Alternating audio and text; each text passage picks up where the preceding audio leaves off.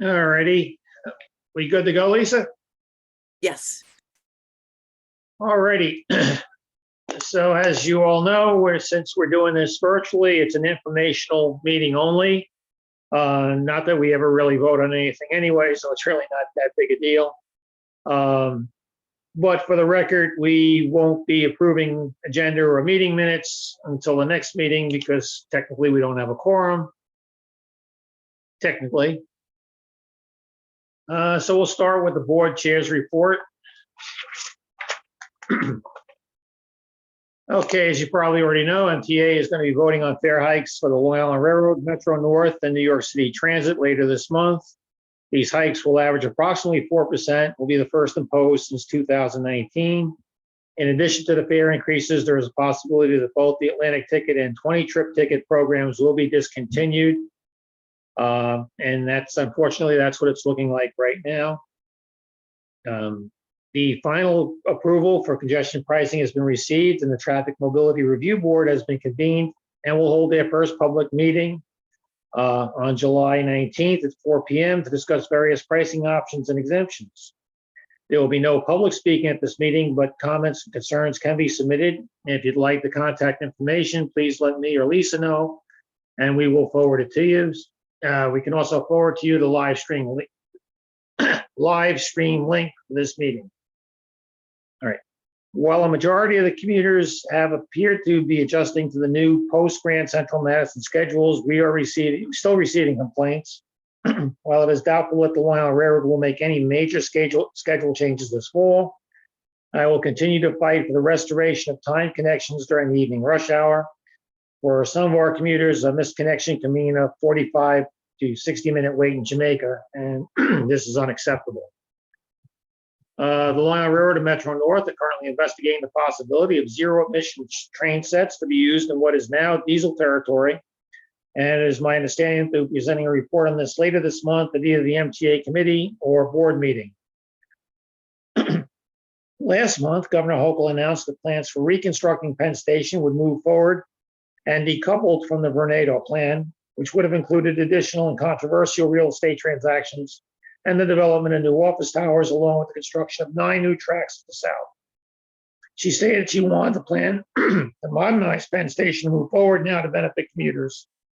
There is a competing proposal from a private firm to work with MSG to move forward with a different concept, which has so far been rejected by the MTA. So something is definitely going to happen, but we need to stay tuned to find out. In addition, New York City is considering whether to grant Madison Square Garden an additional 10-year extension, which just cleared a major hurdle at the city planning department. The extension requires Madison Square Garden to construct various public space improvements around the arena over the next 2 years, including planters and seating at the block's corners, a 3D elliptical arc wall along a barren stretch of 8th Avenue, and new grand entrance to Penn Station at its 8th Avenue corners. There is still significant community opposition. Next up is a city council vote. Again, stay tuned. Anybody have any questions or comments on the report? All right, if there's no questions or comments, I just want to do a couple of updates. I did speak with someone over at the MTA earlier today. It does appear that the Atlantic ticket will be going by the wayside along with the 20-trip peak ticket. Atlantic ticket, they feel, shouldn't be really competing with the new city ticket program. And they didn't like the idea that Atlantic ticket had where you could buy a monthly and then a monthly buy a weekly and then get free transfers to buses or subways, while the new city ticket would not have that option. So it looks like we're going to have city ticket that will be made official on Wednesday at the full board meeting. The 20-trip peak ticket, I started the fight for it, but basically they told me during the whole public comment session, of which they received many, it was crickets. Nobody really was like, oh my God, you're getting rid of the 20-trip ticket. Well, I mean, I thought with the new hybrid work schedules that it would be critical to keep it. I thought we'd be going backwards, but what do I know? It didn't appear to have a lot of support. And again, that would be made official at Wednesday's meeting. I also found out today at a board briefing that there will be some sort of discussion about the new fall schedules for the Long Island Railroad. I don't know what exactly that will entail. I'll find out on Monday at the joint committee meeting for the Long Island Railroad Metro North. And if it's anything of any significance, I'll let you know. But again, I will at that time, if they're not including timed connections at Jamaica in the afternoons, then I will continue to fight that fight. That's a hill I'm willing to die on. Other than that, I'm good. So if you don't have any questions, we can move right down to Lisa's executive director and staff update. Unless you see anybody with a hand raised, Lisa, or I just. No, I do not, but I'm wondering if Annabelle, if you know anything about any schedule updates. Yes, actually, let me turn my camera on. There we go. So we have a press release that's going out either tomorrow or Friday with the details on the September timetable changes. They're going to take effect September 5th, but the details on exactly what those changes are will be released by the end of this week. So that's the latest on that. I know a lot of it is related to the Brooklyn through trains and adding more Brooklyn service. So that's there will be the timed connections, particularly east.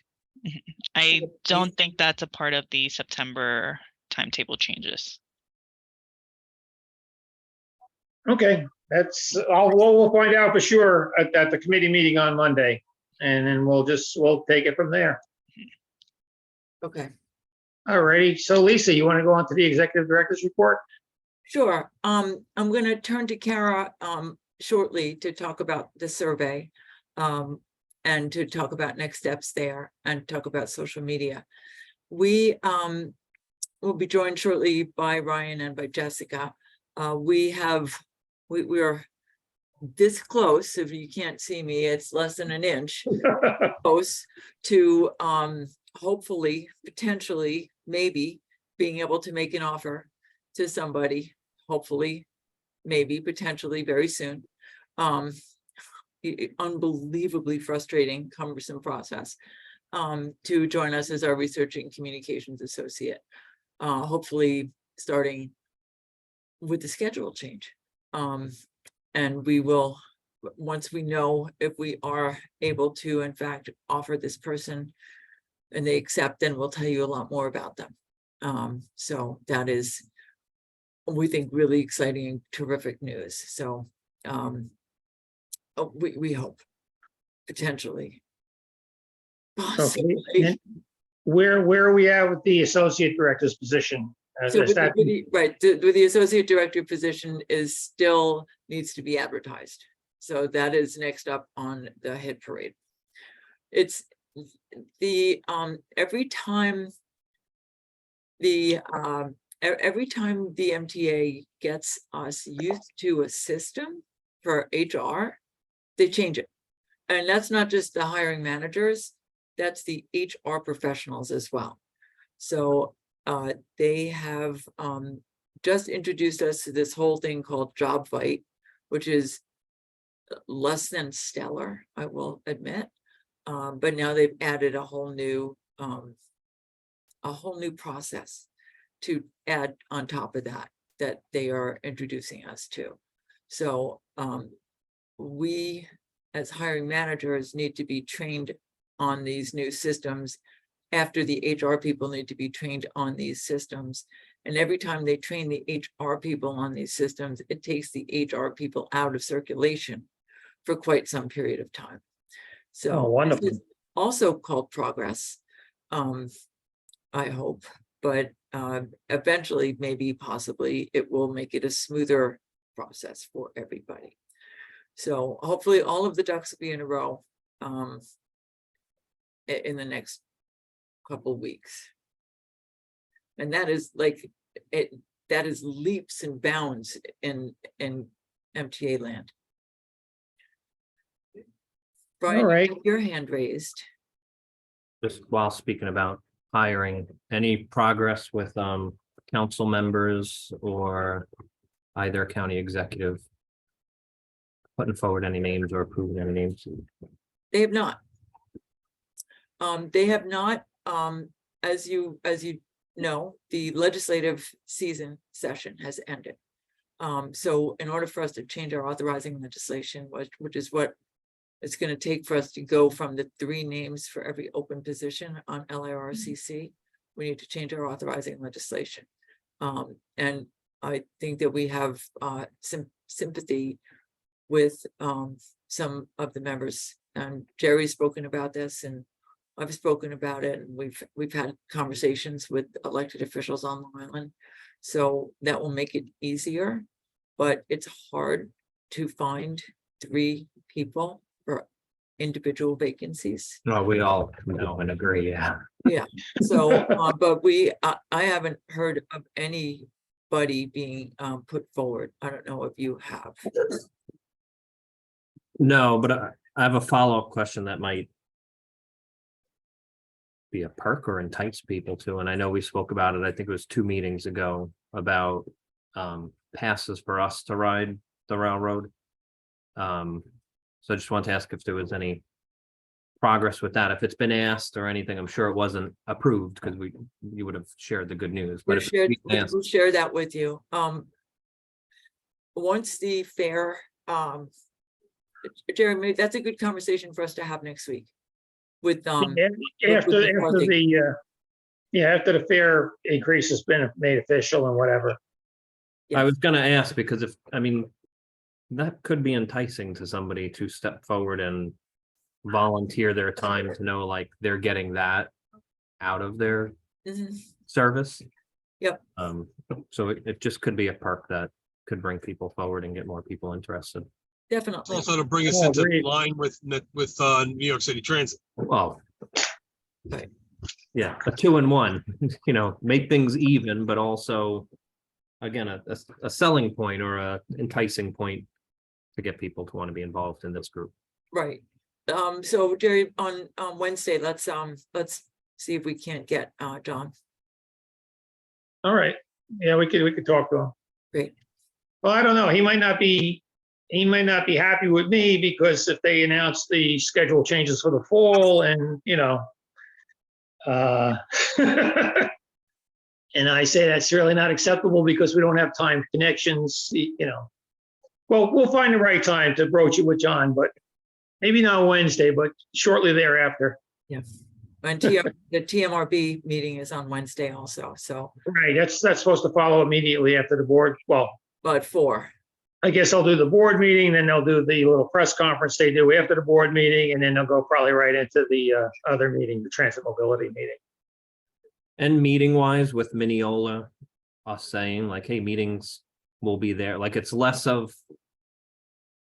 people may have been turned away because they had to go to Broadway or wherever meetings were, or the timing of it. Like, I think we're in a better spot or have better things to offer. Oh, yeah, no, I love Mineola. I think it's great. I do. I lament the fact that we're not, well, today was going to be an issue for me personally, but that today just didn't work. But we didn't want Christy to come out of her sick bed, and And we weren't sure if Larry was going to make it, so Larry we was going to make we it. had concerns about a quorum and stuff, so. Yeah. And people that could be council members don't necessarily have to go into Penn Station on a routine basis or be a commuter going into there. And I think commuters have evolved. So by saying, hey, the meeting that you'll be attending, and there could be a ticket fare coverage and stuff like that. Yeah. It could Well, help. I think Well, they And want obviously the getting it regular reduced rider, to- but the definition of regular doesn't have to be a daily commuter. I mean, you can, be coming in a couple of times a week. Right. You're still a regular rider of the railroad. Right. We'll set up another meeting with Ryan also. Okay. Ryan Attard. Although, yeah, we can set up another meeting with Ryan. Thank you. too. All righty. Anything Okay. else, Lisa? That is, I think where we are with the staff and with those housekeeping matters. But I'm going to turn over to Kara, who will talk about the survey. I'm just Okay. going to preface it by saying, you know, we spoke with I spoke last month about the results that we had found, and you know that there was a little bit of a mixed bag, and that's in the minutes for those of you who have them or have seen them or have any questions.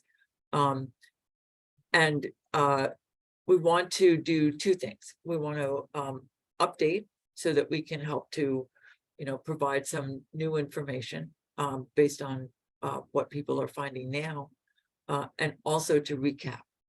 So Kara and Ryan, who have worked up some preliminary questions, and they're going to ask for your input and thoughts. And also Alfonso, as you probably know, has been out on vacation. So he would be at Newsday, he'd be our go-to person to talk to about the results. So. Well, that's just it. We want to get the results released before they become stale. You know, we don't want them to be old news, because the majority of what we captured was prior to Memorial Day. So we're like a month past there now. It's a whole new different travel pattern with the summertime. Yes. Oh, yes. Oh, yes, it certainly is. As you all know. Yep. All right, Kara, why don't I turn that over to you? Yes, I'm going to share my screen to show you. Oh, Lisa, could you give me sharing access, please?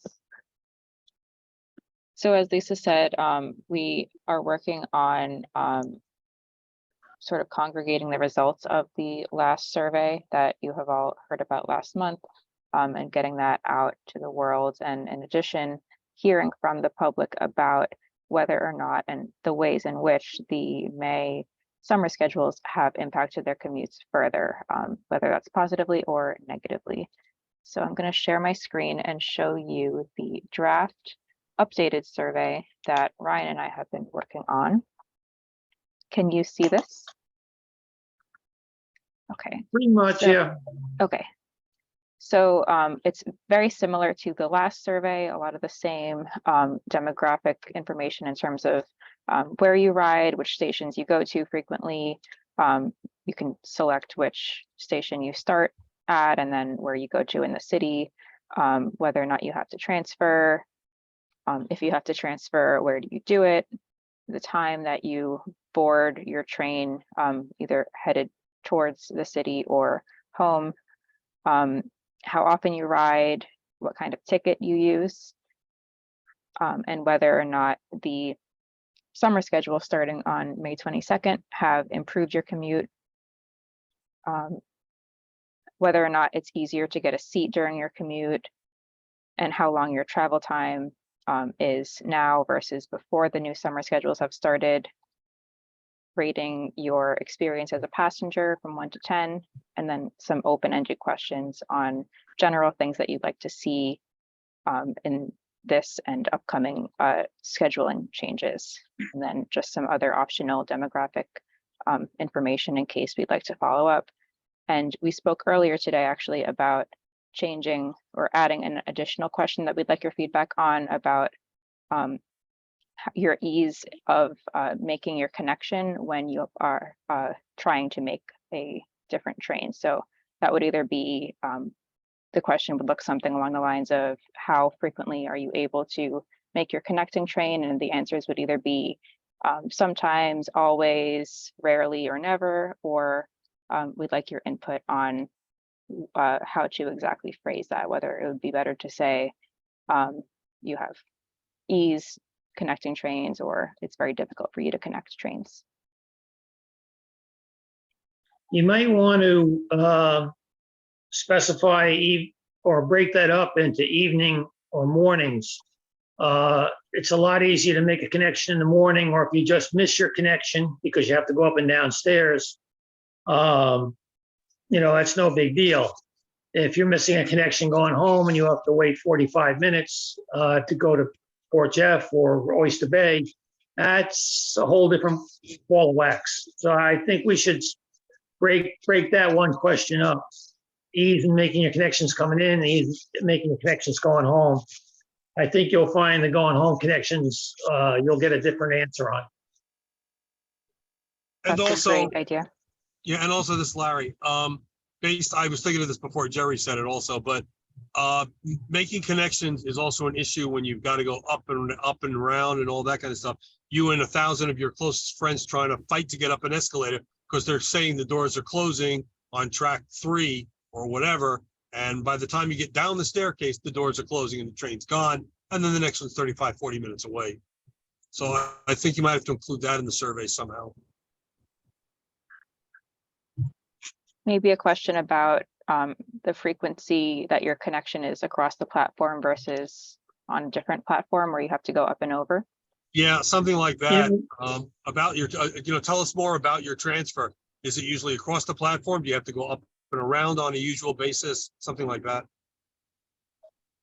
Yeah, that's an excellent point because a lot of people are under the misconception now, oh, you have to go up and over to go to Brooklyn. And yeah, in a lot of cases, you do have to go up and over to track 11 and 12. But there's a lot of cases where the regular commuters have to go up and over to make a connection. When I come in for the board meetings, the train that I catch, the train I'm going to catch on Monday, when I get to Jamaica, I'm going to have to go up and over. It's going to come in on 4, and I'm going to have to go up and over to 1 or 2 to get my train at 10.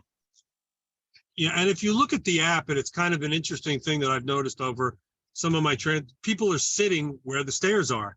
So you'll see a 10-car train, and you'll see cars 5 and 6 and 7 are jammed beyond belief, and there's other seating in the other cars, and people would rather stand because they have a better chance of getting up and over because they're closer to the stairs than they would if they have to walk and wait on the platform to get to the stairs. And there's, also that's another issue, a fight, and I don't know how the hell we could work on this with the railroad, is we have because riders want to position themselves by the stairs, we're hearing a lot of complaints about trains being packed and people standing. And yet you go to the railroad and the railroad comes back and says, well, that train is only 82% full. What are you talking about? Because there are some cars that might be virtually empty because they're not by any stairways. And yet the cars that are by the stairways, they're jam-packed and you have people standing. So it's a perception. Perception is everything, but then, how do you get the railroad to correct that? Unless they, like you said, they give more time for people to get to where they're going to go as far as getting to the stairs. It's a good point.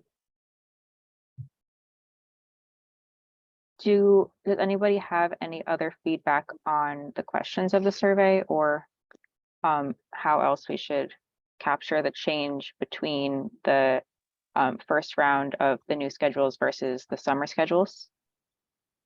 Kara, is there a way that we can take a look at this somehow, or can you email it to us? Yes, As I'm definitely. driving now, it's it's very tiny on the screen. Yeah, it is tiny on the screen. Okay. We will send it out before we publish it. Larry, Thank you. please don't look and drive. You mean I shouldn't do this? Yeah. Hey, I'm I on the will- LIE. Dare I say how fast I'm going? All right. Okay, yeah. The longest parking lot. Well, look, I just drove down from Vermont, so Ah, Wow. that's. All right. So we'll incorporate those. And I see that Ron has his hand up. Ron, you had also said, and to incorporate a question about how often escalators and elevators are working or out of service, right? Yes, I mean, Jamaica, at So this point in Jamaica, my but life, Jamaica any- is not the responsibility of the MTA. So then that we know that from the Gripes. I don't know if they're still here, but we do know that that is a Port Authority responsibility. That doesn't make it right, but it's the elevators. well, in the end, there's only one way to make Jamaica Station truly handicapped accessible, And that's to add multiple bridges and elevators and escalators and maintain them a lot better than Port Authority does. I mean, having one crowded set of one at the eastern end of the platforms doesn't cut it. If you're at the wrong end, you got no chance. You need at least one in the middle and one at the west end. And they've got to work, which is something Long Island Railroad, whoever manages them, elevators and escalators are not known for either. So it's, maybe legally it's ADA accessible, but real life, not so much. And again, when you're trying to make a transfer, I don't commute at this point in time. Maybe I never will again. But when my wife and I go into the city, we have to try to find a way in where we won't have to change trains, because otherwise I'm not going to make it. It's that simple. I can walk, but I can't climb. I can't run. I can't run across the platform if I'm at the wrong end from where the train I'm transferring to is. Like, let's say somehow I ended up on the west end of a train and the train I'm transferring to is a 2-car train at the extreme east end, then I'm in trouble.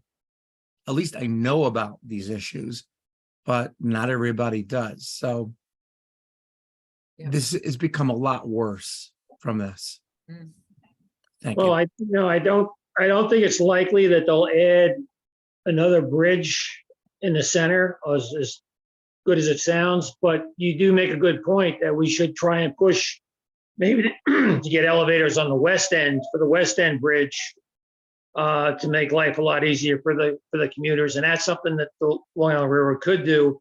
They do have a 20-year needs assessment coming up within the next few months. And I think that's something that we could recommend to them.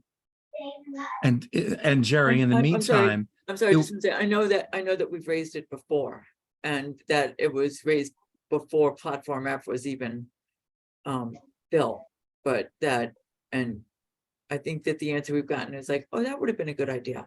But, and everybody who we speak with knows that that was a good idea, but everyone who we speak with aren't the ones who are doing the designing and construction.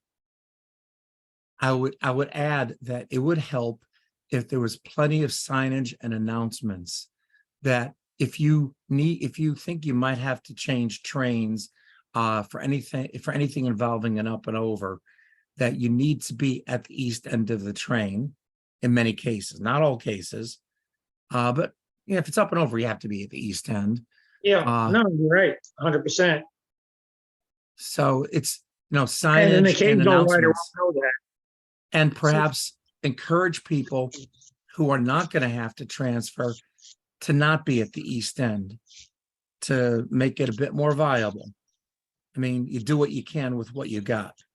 Yeah, Ron, I agree and disagree at the same time. It's just, I agree but people are not going to move to the front of the train to help others out. Let's be realistic. People are people. And I actually saw that instance the other day when I was commuting, that there was somebody in a wheelchair that was in the middle of the platform that could not get on that train, and that was getting off the train and had a wheel, I don't know what the proper term is, a roll wheel, move all the way forward in order to, oh, great. I got a guy who decided his car broke down right in the middle of the highway. Great, he's pushing it. And then he couldn't, they had a wheel all the way down the platform in order to get off. There.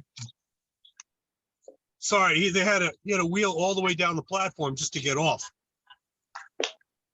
It is a huge problem. And a lot of people don't understand how Jamaica works, which doesn't help. But then you got every station in the system is different. So you get, a lot farther east, and being at a certain part of the train might be a bad thing. Like when my wife and I went to the city some weeks ago, we used Deer Park, and there's no elevators at Deer Park. So you got to go all the way to one end of the platforms, find the street, walk all the way around. That if you're not in good shape or whatever the problem is, that can be a 20-minute walk and could be absolutely exhausting. there's got to be ways to improve on this. And it's got to be part of the railroad's planning, not for 30 years from now. But, you know, it's got to be a priority to make handicapped and restricted ability access a lot better. And Jamaica is the heart of the problem, but it's not the entire problem. No, we understand. Let me add one more little thing.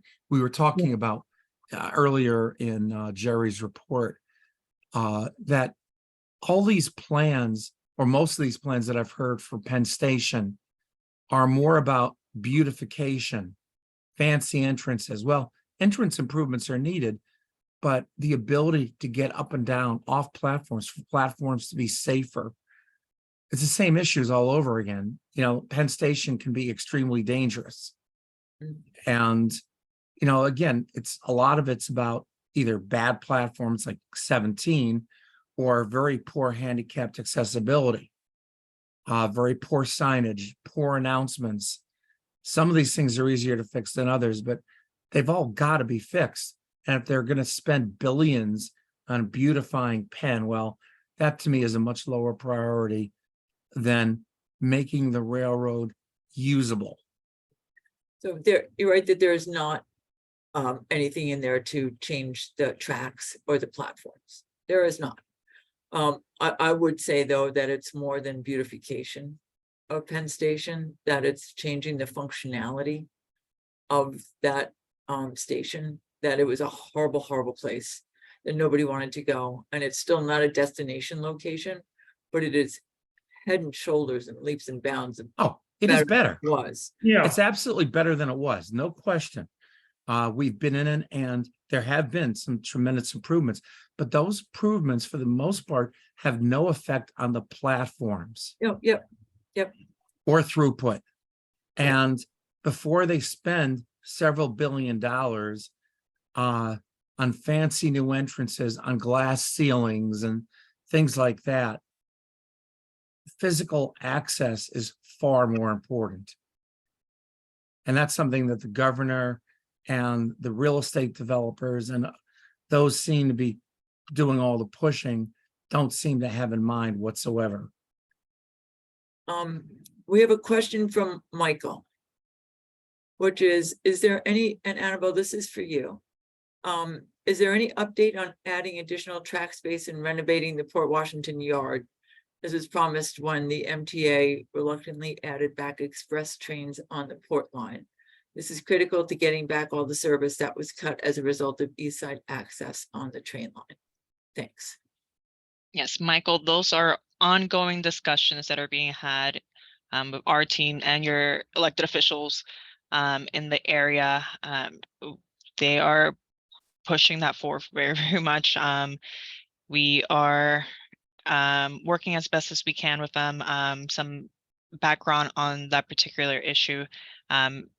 Many years ago, that was something that the Long Island Railroad wanted to do. Unfortunately, at that time, it was impossible for whatever reason. I was not there, so I won't speculate too much. But it didn't happen then. It's much more difficult now to do. But like I said, those are ongoing discussions. So once we have any updates, we're happy to share. okay, thanks, Annabelle. Yeah, of course. Anything else, Lisa? I see you had communications and social media under the Long Island Railroad survey. Did you have something on that specifically, or? No, it's more about just a regular update on social media and communications, and Kara's gonna provide that. I think anybody who's been on a Friday, ridden on a Friday, has people are traveling again. It might be that people are commuting on Tuesdays, Wednesdays, and Thursdays, but people are certainly riding east on Fridays for sure. And there's a lot of people on the trains, especially on July 4th weekend. The shift was 2 hours earlier. The construction train was at 2 instead of at 3. And everybody else was also trying to get on that train. So there were enough cars, but you could have had a 20-car train and it probably wouldn't have been enough. That's just my own experience. Yeah, And I think probably, Kara, that a lot of the comments, as we were discussing earlier, reflect. Why don't you go ahead? Yeah, exactly what Lisa just said, that a lot of the discussion on Twitter has been about overcrowding on eastbound Friday trains, specifically on the Montauk line, even on Thursdays as well, Thursday afternoons. I think seems like with the change in remote work on Fridays, there's more ridership eastbound on Thursday evenings as well during the summer.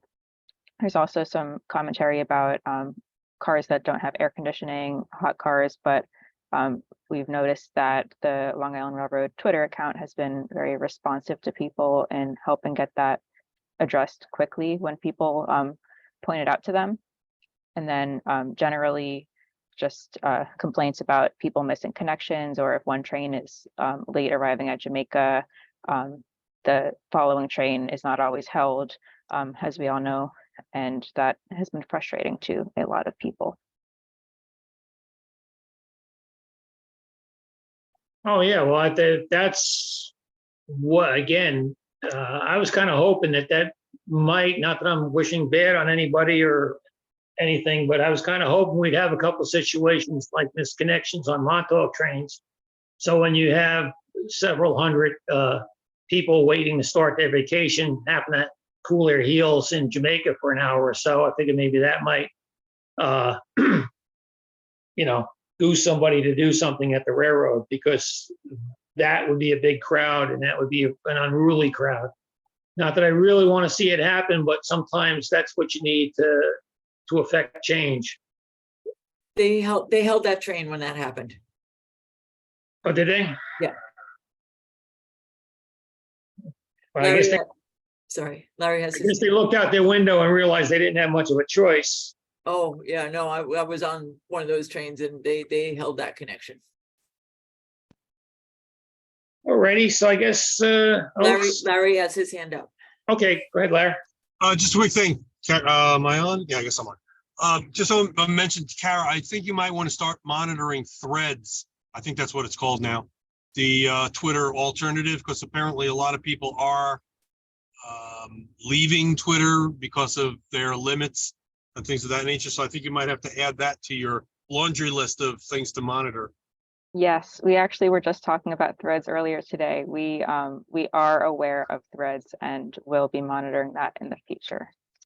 Thank you for that. And I will put my hand down once I figure it out. There we go. There you go, you got it. Okay, so I guess we go to Annabelle's portion of the meeting. Perfect. Thank you. So really quickly, I should have some breaking news related to that fire in Jamaica. I reached out to our social media manager about it, and he says the issue was resolved and we're now on or close to schedule between Atlantic and Jamaica. So some good news there. And also, Ron, I did want to just add this to the conversation regarding Penn Station. Just want to make sure that everyone's aware. As part of the project, we added a new ADA elevator entrance on 33rd and 7th Avenue, and that goes directly to the Long Island Railroad concourse. So I just want to be sure that you know that is available and in use. We also did 4 ADA elevator replacements as part of the project. So it's larger than just making Penn Station a little bit more beautiful. Obviously that is part of the project, but really it's about improving the overall experience, widening those corridors that we saw really weren't useful in the years that we've all used the Penn Station. So it's just wanted to point that out. And then I'll move on to 7th Avenue is much better, getting down from 7th Avenue to the LIRR concourses. And yes, the concourses are better. Hopefully the ones someday again will have retail and so on. The problem is getting between the concourses and the platforms, Mhm. and also the incredible, dangerous platform 17. And the Yes. very poor throughput. Those are, and poor signage. Some of these much easier to fix than others, but that's the problem. And the 8th Avenue side leaves a lot to be desired in every way you can imagine. So Okay. that's what I'm pushing at. Understood and noted. Thanks. Okay, of course. Okay, moving on to my updates. Oh, my camera isn't on. Let's see. There we go. So like I mentioned before, we are going to be releasing the September timetable changes. Initially, I said either Thursday or Friday. Today's Thursday, so Friday. Tomorrow we will be releasing that press release, and it'll have all the details on the changes that we're going to be making. So that will be starting September 5th. I also wanted to note that we started work on the ADA enhancement projects at Amityville, Copiague, Lindenhurst, and Massapequa Park in late May, early June. We'll be starting work at the other stations, the Queen Stations and Valley Stream, later this year and early 2024. And I also wanted just to do some follow-up from some questions I received at the last meeting. So regarding the question on the Montauk train speed, I forget exactly who asked, but there was a question about if that train was deliberately slower than it typically was. So I did inquire internally. It's running at the same normal speed that it has always run. No changes apart from the Cannonball Express on summer Fridays. There aren't any changes to that train. And then there was a question about congestion at on the Babylon line for Wonton specifically. Since the changes we made in March and April, we noticed that congestion has decreased tremendously, thankfully, based on the ridership data that we have been monitoring. And of course, we'll continue to monitor and use that data to make any future adjustments where we can. And then the final inquiry that I received from last meeting was regarding the East Northport Station and ADA accessibility there. If we are planning on doing any sort of ADA enhancement or a larger project there. As of now, it's not part of our capital project for 2020 to 2024. We have not released the next capital project. So not sure it just yet if it'll be on that list, but I did speak to our project team and they'll notify me if it is part of the next capital project. So that is it for my updates. Mhm.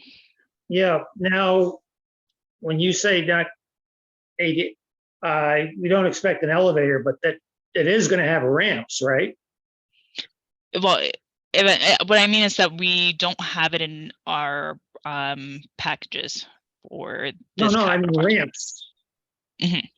They're building a brand new 12-car platform, and they don't even run 12-car trains on that branch at this time. And they're building for the future. Please tell me they're at least putting ramps in. Well, once we move to the portion of the project where we're actually making those changes, those enhancements, that'll be part of the project, but we're not there yet.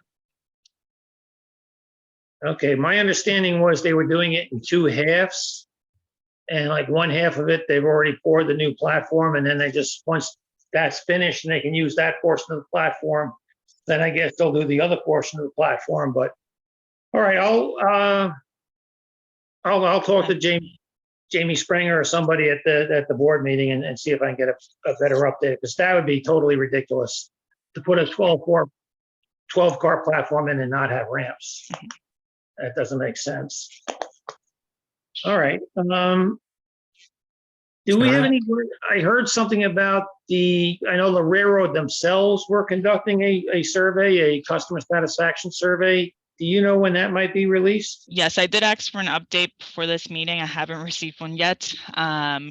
So I don't know the status just yet. It's kind of on pause at the moment from the last I've heard. So I'll push for an update on where that survey is. Okay, because one of the things, while they're totally independent, we want to have some space between when we release our survey and the railroad releases their survey. Mhm. Otherwise, it's going to be a mixed bag and no one's going to know. And there's a possibility we may actually have some conflicting results on a couple of subjects. So we want to be clear when we release our survey that it's our survey. And I think you want to be clear when you release your survey that it's your Right. survey. Right. And it doesn't get mixed up.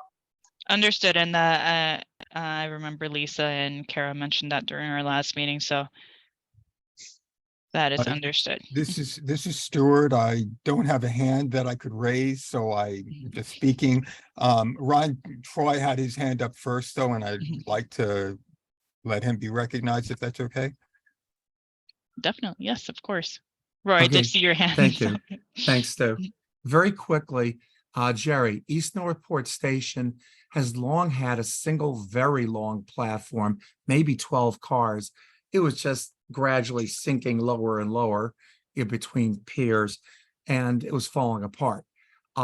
It's always had one ramp on the main platform at the eastern end. However, it has an extremely high falling apart bridge. Maybe that's been fixed, I don't know. That if you're handicapped, there's no way to get over it. It's painful if you have to park on the wrong side.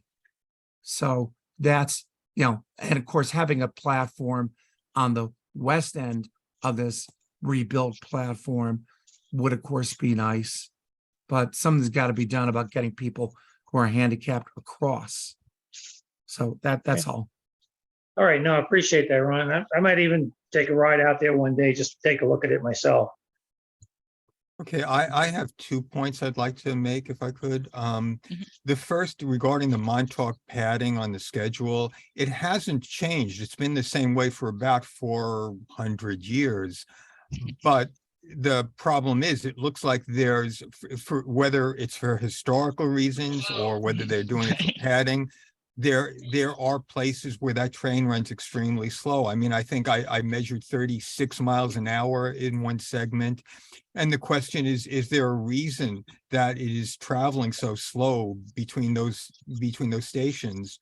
Or if there's, if the schedule could be recast so that the train moves a bit faster. It's a very long ride to start with. And so, the extra 10 or 15 minutes from what seems to be padding in the schedule is a problem, I think. And maybe it dates back to the days when the train was run by a hand crank, but whatever the reason. The other thing is about the MTA survey that you're looking at. I think I should raise this now before the results are presented to you. The survey seems to be flawed in its design, and this has been true for a few years. So in order to complete the survey, you have to answer a number of questions, even if they don't apply to you. For instance, I think this was one of the questions. If you don't ever use the restrooms at Penn Station, you're still forced to rate their cleanliness. Now, the way I answer the questions is by giving a middling value, like 3 out of 5 or something, but who knows how everyone else does it. So what you end up with is, you may have systematic error, you may have random error, or you may have non-systematic, non-random error. That means that you're not getting accurate results, and they may not be comparable from year to year.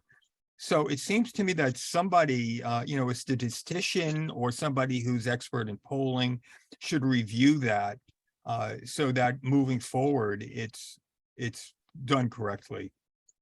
And Stu, wait, I just want to be clear. So you're speaking on the just the regular survey that we provide on our website? The MTA commuter survey, I Okay. mean, it has a number of pages, and it asks questions like, how do you feel the staff treats you at this station? And, and are the bathrooms clean and so on? And you know, there is no option to say does not apply.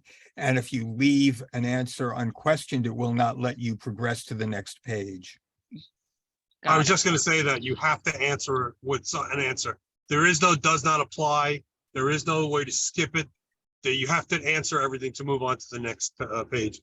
Right, Okay. so you make, you know, Yes. anyone who's going to answer that survey with a where do not apply should be their answer, is making something up. They're either Mhm. choosing a 1 or a 5 or a 3. Right. And, you know, if everyone makes something different, they cancel each other out. On the other hand, you know, if we don't know what people are doing, so it. So it it's not is- capturing data appropriately. And Okay. it validates those answers. Okay. Thank you. Of No, course, that's, no, that is a very excellent point. thank you, Sue. That's actually, yes, a really good point that I will be bringing up to our team. There should be an NA sort of response or Exactly, not option. applicable, yep. So I'll Agree 100%. suggest that maybe that can be added. That seems like it should be an easy fix. We'll see what they tell me. All righty. Just curious, I should know the answer to this question. I know that we had this big conversation about bikes and all that other stuff. Are you allowed to bring bikes on rush hour? Did they change that rule? I'm trying to remember if they did. Not during the peak hours. Not during the peak hours. Well, not going with rush hour traffic. You can bring them on going against the traffic. No, yeah, that's okay. All right, so Actually, this was don't know where we are on that, if that's changing, but as of now, I haven't heard any news on that potentially changing. But I'm happy Okay. to ask. All right, yeah, if you could take that back. The reason I bring it up, and actually I was gonna bring it up in the new business portion of our meeting, but it's better that you're in the loop on this. The reason I bring it up is because, you know, I monitor social media, and there's one particular social media group that I get a lot of decent information off of, but they don't want anybody from the MTA being on there. So it'd be difficult for you to get on there. Okay. Because they had some people in the past and they always were going to defend the train, you know, the railroad and stuff like that. It's like, we want to be able to speak freely. An excellent point that was raised just yesterday is, you know, the whole deal we had about the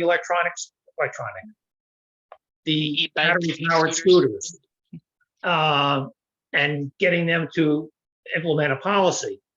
Well, an excellent point was brought up. This lady was saying, you know, you can't bring a bicycle on a rush hour train in the afternoon, and yet I'm standing in the vestibule with 3 of these motorized scooters. How is that allowed? I could, you know, fortunately it wasn't directed to me because I didn't know how to respond, but it was like, that's an excellent question. You know, if you're telling somebody they can't bring a pedal bicycle on during rush hour, but we're allowing people to bring, you know, these motorized vehicles, and you know, like she mentioned, they weren't folded up, they were just, you know, fully extended. That makes a good point. They shouldn't be there. But apparently, and I'll look into it too at the, you know, at the committee meeting. I'll ask some questions. Apparently, there's no rule against it. So, you know, and that's a concern. And as more and more riders come back into the system, it's going to be more and more of a problem.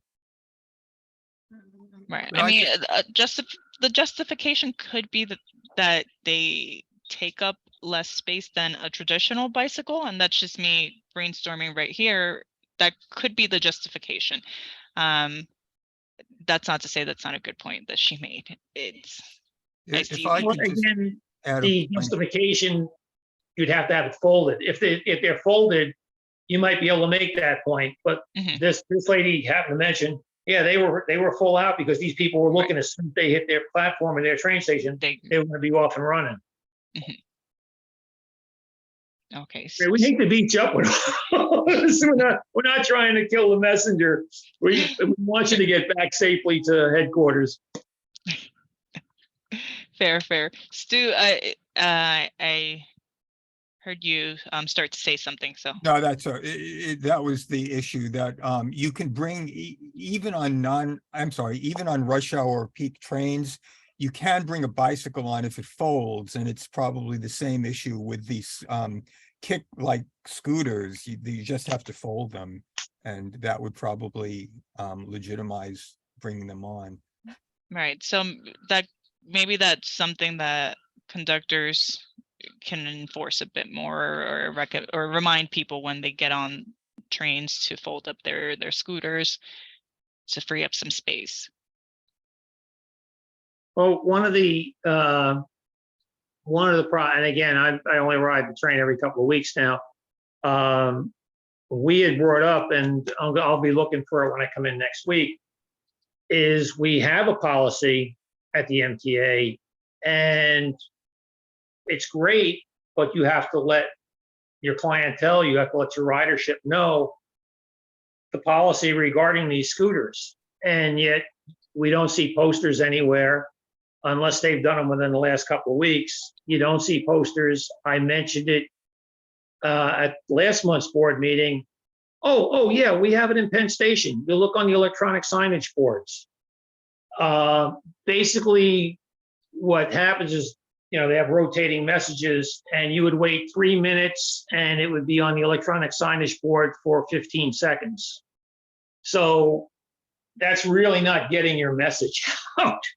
And you don't hear, again, unless they did something within the last few weeks, you don't hear anything on the platforms. I remember back years ago, they used to have that campaign where they'd have celebrities make announcements about be safe on the platforms and stuff like that. There should be announcements of that nature that, by the way, if you have a battery powered scooter, you need to fold it up when you're on the train. If you have a battery powered scooter, you're not supposed to be riding it on the platform. But that message is not getting out. And I think the railroad needs to do a better job of it. Okay. I'll take that back. I'll see if we can make announcements on trains. That might be a little bit faster than posters. So if it can happen soon, you know, we can make that work. Okay, I'll bring that back. All righty. Well, actually, the reason I mentioned posters, and it's just, again, I hate to beat you up because I know you're not responsible for it, but when we were just trying to get the policy put in place, there's an organization called Operation Lifesaver, and they have things in various states, and there's one in New York State. They had actually made up posters, and they actually used our property to take the photos for the posters. I mean, there's a guy riding a bicycle down what's obviously Jamaica Station. And it's like, when I mentioned it to the safety lady, at Lori at the LIRR, it's like, well, headquarters handles that, and then you talk to headquarters, and headquarters, well, we're developing. Dude, somebody already did it for you. Again, I don't mean to beat you up, but if you could just take that back, I'd really appreciate it. Of course, I don't take it personally, so no worries. Okay. All right, does anybody else have anything for Annabelle before we finish? All right, Annabelle. All right, look, Lisa, I can't see anybody's hands up or anything. Do you have anybody? No, I see no hands. I see Larry's hands on the steering wheel. All righty, well, that's where it should be. Put your hands back on the steering wheel.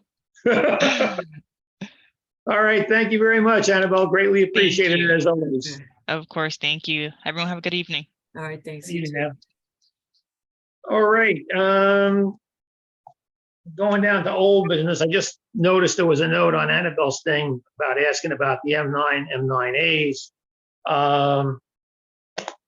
The M9s there's the last of our orders are still being produced out in Lincoln, Nebraska, or someplace out where there's a lot of corn. The M9A contracts haven't been let yet. I bring it up every month. if not at the board meetings, in the back conference room, what's going on. They tell me it's being negotiated. You know, I keep kind of like, well, would you step on it, please? Because these M3s are on their last legs. And as it is, we're looking at the very least having these things in service for another year. So again, I will continue to keep pushing on the M9As, and hopefully something will break sometime soon. Does anybody have any other old business they want to bring up? Anybody have any new business they want to bring up? Alrighty, well, since this isn't a formal meeting, we don't need the motion to adjourn. Ron has his hand raised. Oh, all right, Ron. And It's you were talking about replacement cars. First, I mean, the M9As, since it takes years just to get them started in production, I'm guessing they're many years off at this point, if ever. But then there's the diesel fleet, which was kind of junk when it arrived and has not improved with age. And everything I've heard suggests that there are no replacements planned. We have fewer cars than we started out with, fewer locomotives. And you got demands for instance, the weekly Hamptons nonsense. And but you just don't have enough capacity, and you don't have reliable equipment anymore. But no one's talking about replacing the diesel fleets or electrifying. Take your pick. so Ron, I believe that they did a requisition for locomotives, diesel locomotives, or that they could use diesel locomotives that they would also then be able to use on their work trains. So that those are, right, Jerry, I think that was in the last year. So because they know that they need to at least keep feeding the machine, as it were. And because they need them, and they are talking about electrification, but we, the next step will be when they come out with the 20-year needs assessment. And I have a feeling that there is going to be more conversation about Port Jeff electrification. But we don't know, we just won't know until October. It just And there will be seems to public be, hearings, and there'll be, Yeah. I don't think anybody would disagree that would be, something absolutely worth taking the next steps on. But, well, I'm not going to speak for everybody here, but worth the conversation. But we're not the ones who make those decisions, and we won't know until, the 20-year needs assessment comes out, and as a precursor to the next steps for the capital program.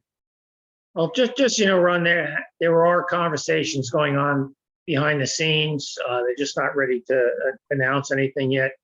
I know there was some talk about a diesel procurement. I think it was mostly from Metro North, but would probably help us as well. These wouldn't be zero emissions. These would be more efficient diesel trains with, I don't know, 20% less emissions, 30% less emissions than the ones we currently are running. But there's also some discussion. I was pushing for them to look into some maybe dual modes, which would be electric/battery instead of electric/diesel. Of course, how do you recharge the batteries, this and that and the other thing, but they are giving it a serious look. It is technology that is being developed in other parts of the world. They're even looking at the possibility of hydrogen run diesels. So diesels normally, the stock that we have usually has about a 30-year shelf life. They came online 1999, 2000. So they're about 2/3 of the way through their, so they are looking they are going to be looking to replace these. It could be 5 years from now, it could be 8 years from now, but they are looking, and whether we can get something that's zero emissions, whether it be hydrogen, whether it be dual mode, electric/battery trains. If it's battery trains, how do you recharge them? It is in the works. In fact, I saw a draft of what they're looking at as far as the zero emission train sets. I thought they were going to give the presentation at last month's meeting, but time ran over, so maybe they'll give it at this month's meeting. If they don't, I'm pretty sure, I almost will guarantee you they'll do it in September. So there is conversations going on. As far as electrification, there's a very simple answer: money. To electrify the Port Jefferson branch, to just electrify it really doesn't make a lot of sense. You still need increased rolling stock. To do it right, you need to do what they did on the main line: electrify and double track. And to electrify and double track, you're looking somewhere $2.5 billion. That's billions with a B. And like, where does the money come from? I've had some conversations with people in headquarters, and they just spent a ton of money on Long Island with the third track project, with finishing up Grand Central Madison. So to turn around and develop another $2.5 billion project for Long Island is not at the top of their priority list, as needed as it may be, but it's on the bottom of the pile. Whether the politicians will push to make that happen, you never know. If the politicians push to make that happen, then they're going to have to come up with the money for it. And, the glory days for New York State are gone. All that big money they plowed into us for COVID, that's all basically been used up. I don't know if you saw Newsday about a couple of weeks ago. They had a big front page article about the state looking at deficits over the next 3 years. So it's great, but I don't see it's going to happen. I can see a new diesel fleet that can run on diesel country, a replacement for the diesel fleet, I should say. I can see some zero emissions trains coming online. That seems to be more likely, but it all remains to be seen. But the big thing is money. That's the key. Jerry, one little note: if they do get new diesel equipment, by law, it would have to be Tier 4, which is greatly improved, but it's still diesel. If they can use it, that's what they're worried yes. about. It's just like, they got to get something that meets the new laws, and then further down the line, because I think they want to be zero emissions by, I don't know, it's 2040 or 2050 or something like that. But they actually have a goal somewhere out there where they want to get to zero emissions. So this is all stuff that's percolating in the back of their minds. We definitely don't want to forget lines such as the Port Jeff line. We need dual mode, whatever that dual mode happens to be. We need something, and it may not be ideal, but we have such poor service out by us. That's why if we want to go in on weekends, we got to figure out a way where we actually can, one, get a direct train, and two, actually get a train. Yeah, or you're driving to Deer Park, like you said. So, It's bad out here daily. It's worse on the weekends. And if you have to go in and say the afternoon, or you have to, let's say you're leaving Stony Brook University in the evening, there's no service. So there's massive deficits in capabilities out here, and we can't afford for MTA to wait another 20, 30, 40, 50 years for improvements. They put us off for a very long time. No, I hear you. And I will say that the electeds are doing the best they can to get the MTA's attention. I mean, they've held press conferences. I know Edwin Levine in the town of Brookhaven is pushing very hard for, Port Jefferson and his dominion. So there are people, it is on the radar. It's just a matter of who's got the power to make it happen, and where's the money going to come from. And that's just the reality of it. I mean, I wish I don't want to be Donnie Downer, but that's where we're at. Well, thanks, Jerry. Oh, you're welcome, Ron. Anybody else before we close it out? Lisa, you see anybody have other hands up? Larry, Okay. maybe? Larry, put your hands on the wheel. If you're not moving? I'm on local roads now. I'm not even moving. Okay. All right. Well, then there being no further business at 5:43, we are adjourned. Thanks, everybody. Thank you. Thank And I'll you. make one mention to everybody, if you're interested in an evening of music at Eisenhower Park tonight, there's a really fun band playing 70s and 80s music. So I'm hoping to get there. So if you just want to sit back and bring your lawn chair and listen to set-free 70s and 80s with a good band tonight at Eisenhower. There you go. Thank you. Enjoy. All right. Thanks, Larry. Bye. Bye, guys.